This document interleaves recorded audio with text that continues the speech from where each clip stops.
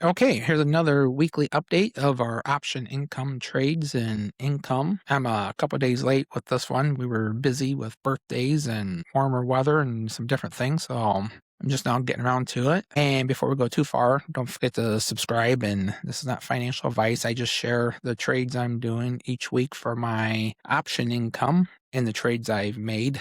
And I get asked a lot of time, people don't know if they're concerned or what they are, but they comment sometimes that I'm going to lose all my money trading options or whatever. But we use about 10% of our total portfolio for option trading. And it's been generating 100% of the supplemental income that we need so far in retirement. So I do have a pension and a few things, but then the option income makes up the difference for the most part. Although I just started recently taking some funds from my income fund bucket here, which are a lot of cover call funds such as QQQI, SPY-I, TDAC, and some things like that. I make a monthly video showing what funds we're holding there and the distributions we get. So check that out if you're interested. So what we've been doing is taking $3,500 out of this bucket as of the 1st of January. And then we also reinvest some of this money, the option income bucket, right back into this bucket. So this has grown by 20,000 in the past, I don't know, 12 months or so.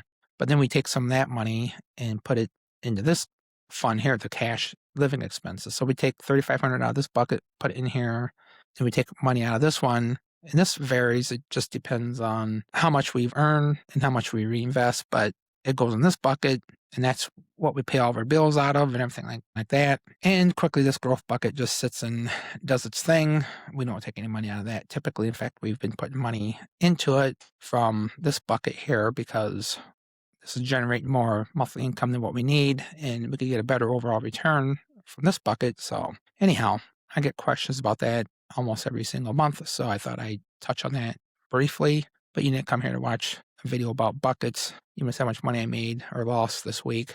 Okay, so right off the bat, here we go. And let's go ahead and just highlight this here, these numbers right here. And if I look down here, we made $4,538. So that's pretty good. But there could be an asterisk beside that because, for one, I was assigned a cash I could put here, and my strike price was 105. And anybody who's following Robinhood know that it's around 70 or maybe below that right now. When we got assigned, it was at 70. So even though we got this big juicy premium, our cost basis for this is going to be like at the $100 mark or so. And when I say $100, so I'm taking the 105, we'll subtract the $1,900 in premium off the strike price and then come up with the cost basis. So then going forward, I want to do my cover calls enough to at least break even if I get assigned. So that's enough about this one. So let's start off with this NVIDIA. So last week I got assigned the NVIDIA. And let's look at this one right here. I had cash card put on NVIDIA. Strike price was 75. It had gone down to 72. I got assigned at around this price right here. So on paper, I was down about $3 per share, which is not good. Well, after the close on a week ago Friday, the price started creeping up, and then by Monday, it had gone back up over 75. So it was at 75.50 right over here.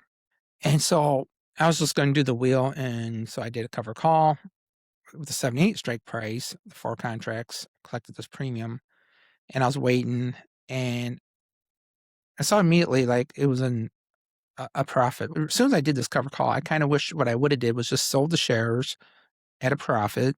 It was above 75. It's like 75.50.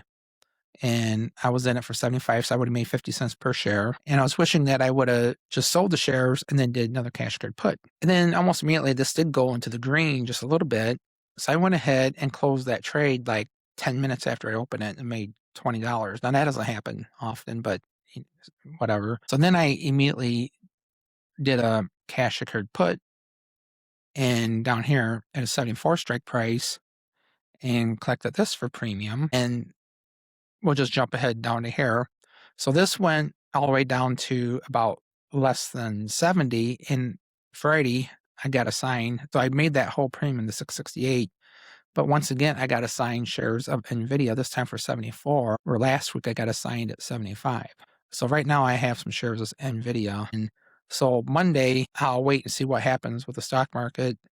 I could either do a cover call with at least a 74 strike, or I can just wait and see if that climbs back up above 74 and then just do another cash secured put. But next time do it for, something even less. We'll wait and see like what Monday brings. And then actually Sunday night, the overnight markets will open and I'll see kind of what's happening and kind of have an idea what's going to happen Monday morning and kind of can plan ahead a little bit. So that's the NVIDIA. So right now I own some NVIDIA shares. So let's go down here. So we talked about this one. We had a lot of cover calls on some different things that we've been assigned here in the past month or so. And I had cover calls on all kinds of things.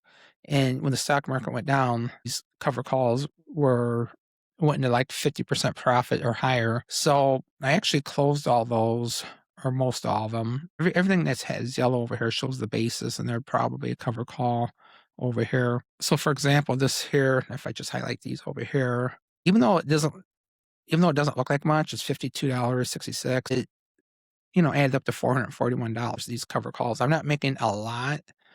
Total return isn't a lot. Annualized, it looks pretty good, but I'm in these trades, only for maybe a couple of days. So my assumption is that the price of stock will go back up early next week, and then I'll just get right back in these cover calls, probably at the same strike prices. And then basically this money will just be money I kind of skimmed off the top while that dip happened. Now that's the plan. I don't know if it's going to actually go that way or not, but we'll see. I did get out of a couple of the cash secured puts. Like I had TNA and I got out of that.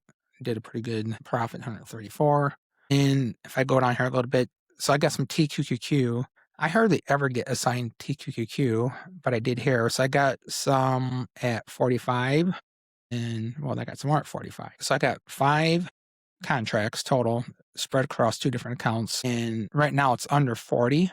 So same thing with like NVIDIA. I'll wait till Monday, see what happens, and either do cover calls or wait till the price creeps back up and then do more cash secured puts. And usually I have a whole bunch of stuff open, but right now I only have like 5 different option trades open. Most of them are cash secured puts, and then I do have a cover call on BBAI. Not much premium there, but just trying to collect a little bit of money. So all these are pretty much down. And when I say down, the price of the stock is down. I'm actually thinking about maybe Monday morning, if NVDI is still like under 70, and if TQQ is still under 40, I may consider just buying maybe 100 shares of each, or a couple hundred shares. I don't know. Because when that comes back, it's going to be, in my opinion, it'll come back 10, 20, 30% in the next several months when it starts to recover, and that'd be a pretty good profit. But, you can't predict the future, and I don't have a crystal ball. So just out of curiosity, let's open up the option chain here. This is for TQQQ. I'm in it for 45. If you look at 45 here, April 2nd, which is next Friday, if I did a cover call at the 45 strike price, it'd be 11 cents in premium money, which is not very much. So that's why I'm saying maybe I'll just wait till the price recovers back to 45 and then sell it outright and then do more cash secured puts from there. Of course, I won't be generating any option income, and that's the whole objective for this account, is to create option income, not to sit and wait for the shares to do this or that. That's what my growth fund is for. And then the NVIDIA, if I did a cover call at 74, the last price was 61 cents. So I have 4 contracts. So that would be about $240 in option premium next week if I were to do a cover call with the April 2nd expiration date. But like I said, what I'll probably do, just wait and see if it recovers all the way back to 74, sell it outright, and then do more cash secured puts. So that's kind of the plan going forward. Once again, if I highlight this, we're up $4,500, and looking forward, if I put zeros in here, assuming, let's say these contracts were to go to 0, highlight these, I only got like $600 in premium money going forward at this point. So I think probably next week won't be very good unless there's a lot of volatility going up and down, and I'm in and out of a few options 2 or 3 times to generate some income.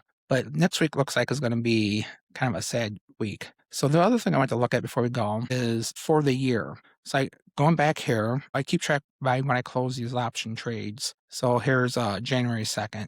So if I highlight all the trades I made since January 1st, and it looks like I did probably over 100 trades for the year. So I've made about 150 trades since January 1st. So that's about 50 per month. It's quite a few. So for the year so far, in option income, I've made 34,000.